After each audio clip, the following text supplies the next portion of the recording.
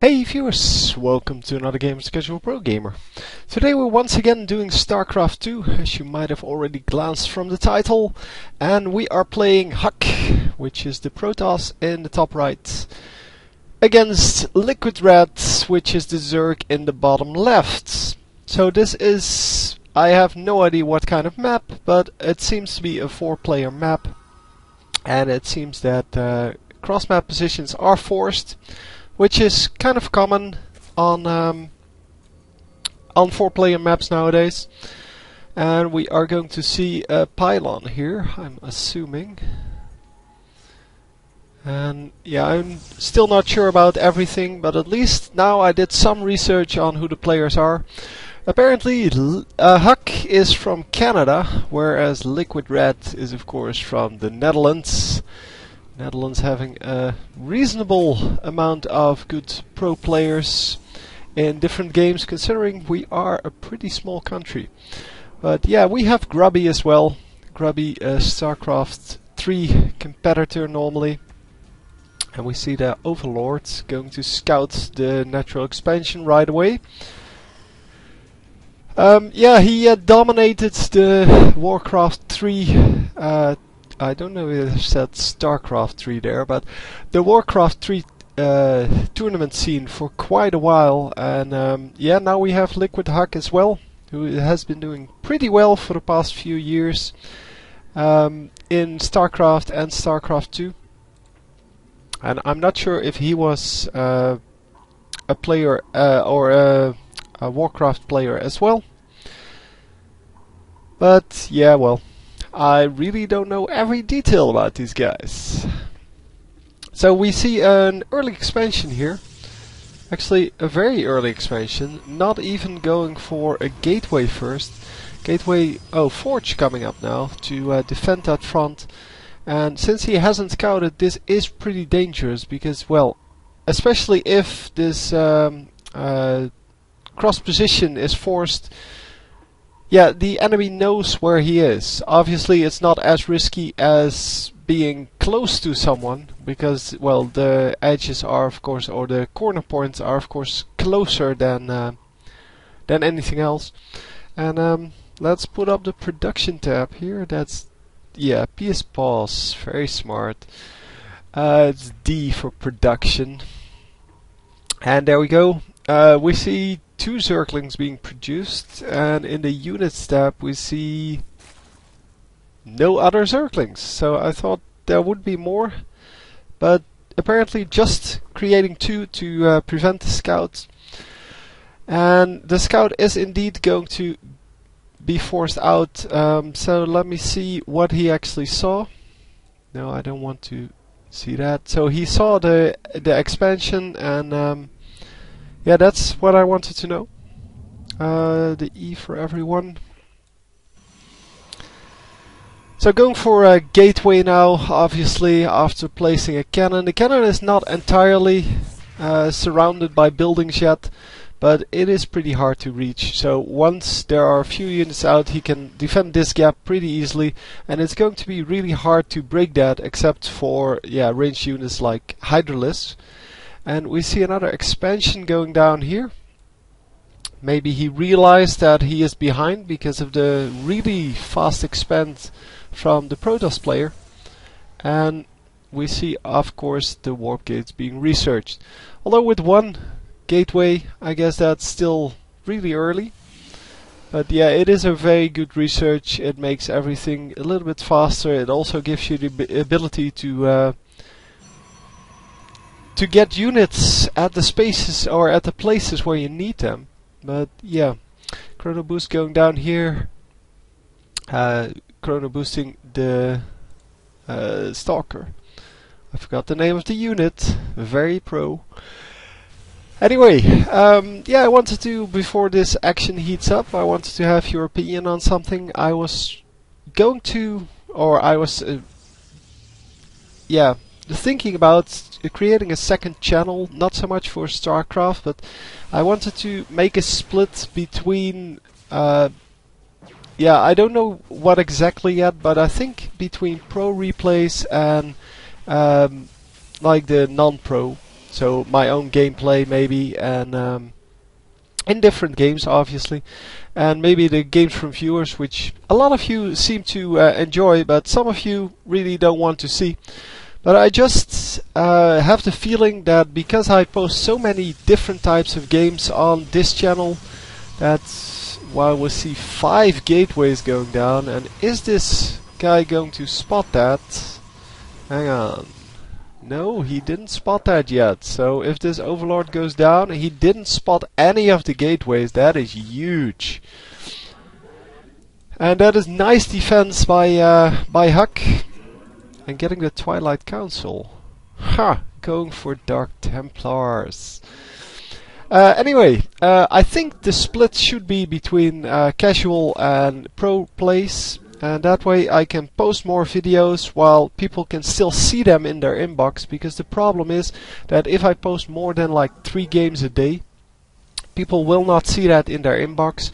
And it is very annoying to see, for me at least, to see that some videos, even though they're high quality videos, just don't get any views, because yeah, people don't get them in their inbox. And yeah, even for, obviously there are a few people that actually visit my channel and then go search there for videos they haven't seen, but I think it's just easier if I split them between two channels. Anyway, let me know what your opinion on that is and what the split should be. So should I split pro versus non-pro, or maybe Starcraft versus League of Legends, or League of Legends versus all other content, or League of Legends Starcraft on one channel and all the rest of the crap on other channels? I don't know yet, so let me know what your opinion on that is while we see this little engage here. And it seems I have some lag issues here. Don't know what that is, because my recording software should have plenty of hard disk space. But we are going to look at that anyway. So I will see you guys in a second. And we are back. So yeah, I have plenty of hard disk space, and I turned down the graphics a little bit. I'm not sure how much I changed. I changed quite a bit, but I wanted to make sure that it is not just some program on my computer freaking out. And yeah, let's go into the game now. So we see another expansion by the Protoss player, while I missed why this expansion was cancelled. But yeah, going 2 bases versus 3 bases, definitely not good. Oh, hang on. No, I just realized. Everyone, there we go. The base is definitely up. That's why I missed it. So pro. Anyway, we see quite a big army gathering here. And yeah, no other units other than, well, the ground warp is level 2 underway, but no other units being produced by the Protoss player here. While the Zerg player is producing quite a lot of Zerglings and Roaches and all kinds of goodness, while having the, well, only level 1 on his units. 0-0 on his Zerglings for now, while the Protoss player already has 2-0 on 200, I guess, on his units. Also the Zerglings at 200, and the burrow going down here.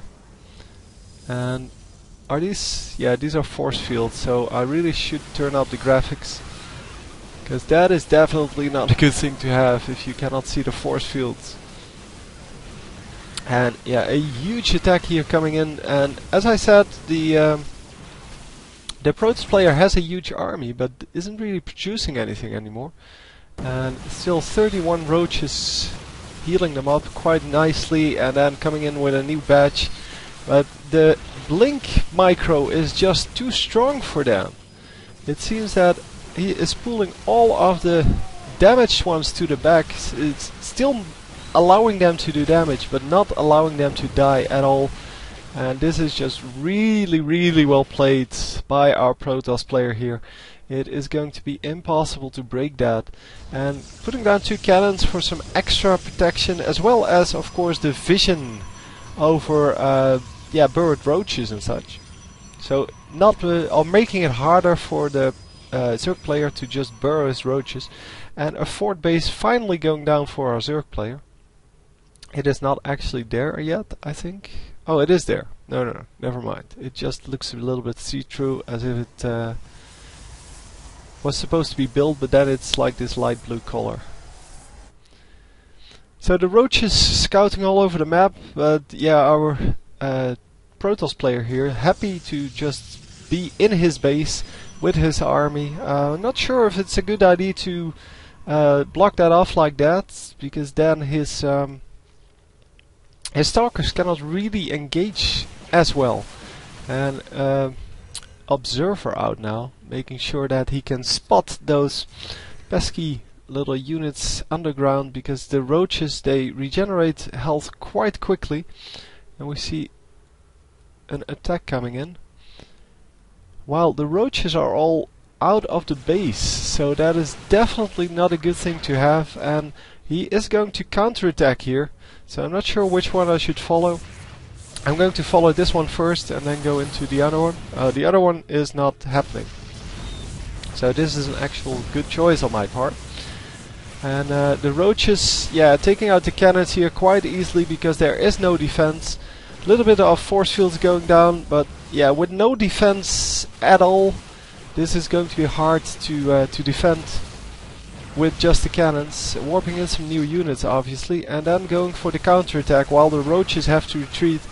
And he now knows that all of the roaches are in his base, so there is no defense, or not a lot of defense, in this Zerg base.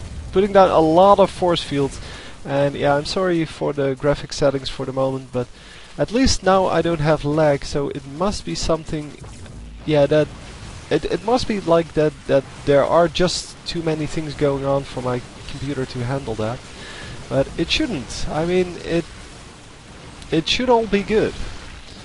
But I might just need to turn it up a little bit. Let's do that. So pause. And we can just put medium back on, I think. So medium. No. I want to have the lighting. I don't really care about that too much. I really care about the force field, because that is just horrible. Effects, maybe medium. Oh, I should just set this to medium. And maybe I should do the... No, I have... The problem is I have plenty of video memory, I have a good CPU, and I should just be able to do this, but for some reason maybe I need to restart my computer and everything will be better. Anyway, the roach is still a pretty nice force, but the stalker's just better for the moment. I mean, there are more of them and he can micro them pretty well with his blink micro there. And yeah, now a huge wave of things coming in. Roaches, and he's going to retreat and regroup with his reinforcements, and a lot of things coming in here. As you can see, nice blink micro, getting all of them to the back when they get low, and surrounding the entire roach group. No, well, not the entire, I mean some of them, oh no, none of them got away. Wow, that's only the Zerglings that got away. That is a huge blow to this Zerg army. With no more... Oh, there's... Oh, that's just an overlord. Never mind. Some overlords here. Yeah, so there are only some Zerglings on the field now. No more roaches. And obviously there are some infestors now, some queens. But the queens, yeah, they're not attacking units at all. Yeah, not a lot of creep spread either. So it seems that Ret is falling a little bit behind on everything, and he is at least going to build a 5th base and going to attack this this base. But the base is still alive for now. He is taking out some probes, obviously. I don't know what the workers, how to bring up the workers killed Is that one of these? I don't know. Oh, he's going to try to pick off some things. No, I don't know what the worker skilled screen is. Maybe W? No, that is definitely not it. Everyone. And we have some fighting going on here. Sorry I missed that. Still getting used to the GUI and well, all of the options it has. And yeah, the infestors obviously going to be able to do a whole lot, and they do not have any energy except for this one, who just launched some oh, what's it called? I forgot what it's called. Fungal growth. And the fungal growth obviously doing a lot of damage there, but it's not good enough. And the advantage of playing Protoss is that your units actually recover most of their health. Well, not actually health, but their shields. So that's like half of the well, of the health of the Protoss Stalkers. Well, is shields. So shields regenerate quite quickly, especially compared to the Zerg units. The Zerg units do regenerate completely, but it takes a long time, except for the roaches. The roaches are a lot better at that. And I think that's a nice mechanic, that you have a unit that regenerates quite quickly. Obviously it's very easily countered in this case, because all you need is an observer and you can still pick them off while they cannot shoot back. So yeah, I think it's a nice mechanic, but it would be better if it didn't work just when you are on underground. But anyway, going to launch a fungal growth once again and some infested Terrans. But yeah, the Immortal doing a whole lot of damage before getting taken out. And yeah, the Stalker's just not good enough in this case to pick off everything, because well, the Stalkers get killed quite quickly by the roaches and not able to micro them away just like he did earlier. And I think, yeah, this the amount of bases in this case was just what killed it, because he didn't have a whole lot of army.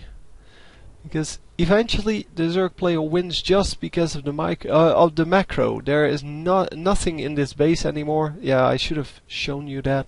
Nothing in this base anymore, and this base is still mining, but yeah, it's not good enough. The resources gathered are probably way in the so the total resources, can we see that somewhere? Army size or army. Yeah, so the army from our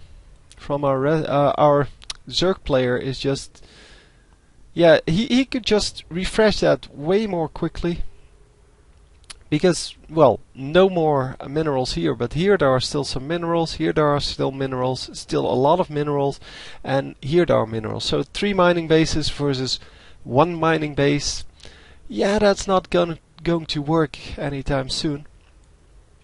So our yeah, our Zerg player played that very well. I didn't think he could actually pull that off, but having the big macro play apparently taking him to the win. And yeah, nice game, I think. A lot of battling going on, and eventually the Zerg player coming out on top just by sheer macro power. And even though he lost all of his units earlier, there was nothing that the Protoss player did with that advantage.